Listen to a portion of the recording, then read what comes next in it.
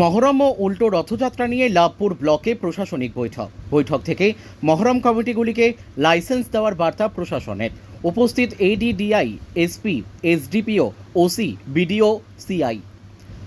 আগামী শনিবার পবিত্র মহরম ও উল্টো রথযাত্রা নিয়ে বৃহস্পতিবার দুপুরে লাভপুর ব্লক অফিসের সভাকক্ষে আয়োজিত হলো প্রশাসনিক বৈঠক। এদিন এই বৈঠকে ২৬টি মহরম কমিটির সদস্যদের নিয়ে মহরমকে কেন্দ্র করে যাতে অতি উৎসাহ দেখানো না হয় ও অপ্রীতিকর ঘটনা যাতে না ঘটে সেগুলি ওই কমিটির সদস্যদেরই দেখার নির্দেশ দিলেন প্রশাসনের আধিকারিকরা।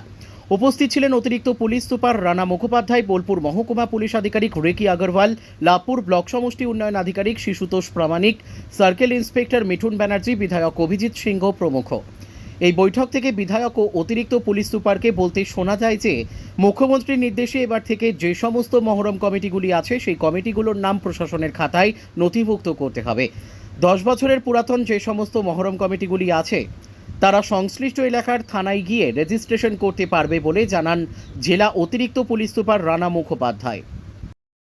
ব্লক প্রশাসন এবং জেলা প্রশাসনের পক্ষ থেকে লাভপুর থানার অন্তর্গত যতগুলি মহরম কমিটি আছে তাদেরকে ডাকা হয়েছিল। আপনারা জানেন যে আগামী 6 তারিখে মহরম আছে, সেই কারণে তার একটা প্রস্তুতি মিটিং যাতে শান্তি শৃঙ্খলার মধ্যে দিয়ে মহরম পালিত হয় এবং আপনার যে উল্টো রথ আছে এই সবচেয়ে পালিত হয়। তার জন্য আমাদের অ্যাডিশনাল সাহেব বোলপুর, এসডিপিও সাহেব বোলপুর, সিআই সাহেব মানিক, ওসি লাভপুর, বিডিও সাহেব এবং মহরম কমিটি এবং আমাদের যারা পঞ্চায়েত সমিতি মেম্বার আছেন দায়িত্বপ্রাপ্ত বা সবাই ছিল।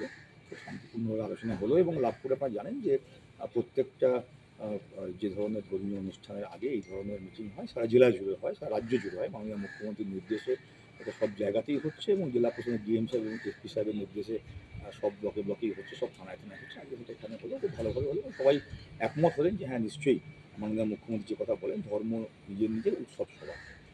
কতগুলো টিম এবারে 26টা মহরম কমিটি আছে, তারা সবাই এখানে এসেছিলেন, তারা আলোচনায় পার্টিসিপেট করেছেন এবং শান্তিপূর্ণভাবে করবেন, সবাই সাথে কথা দিয়েছেন। বাকিটা তো পুলিশ প্রশাসন আছেন, তারাও নজর রাখবেন। মহরম কমিটিগুলোকে দেখা গেল লাইসেন্স দেওয়ার একটা কি ভাবনা চিন্তা করছে রাজ্য এটা তো সরকার? জেলা প্রশাসনের সর্বোচ্চ স্তর থেকে এসপি সাহেব এবং ডিএম সাহেবের স্তর থেকে সিদ্ধান্ত নেওয়া হচ্ছে।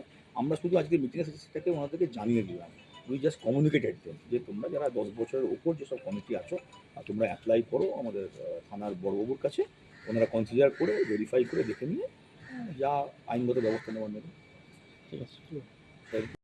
এমএলএ সাহেব নিজে ছিলেন এবং ওনার অনেক এনগেজমেন্ট থাকার পরে এসেছিলেন এবং যেটা আমি বুঝলাম যে আমরা সরকারি যে নিয়ম মানার ব্যাপার আছে, দিকে না বাজিয়ে কোনো অস্ত্র ইউজ না করে যে মহরম খেলার কথা বলা, উনি নিজেও সেটা কমিউনিকেট করলেন।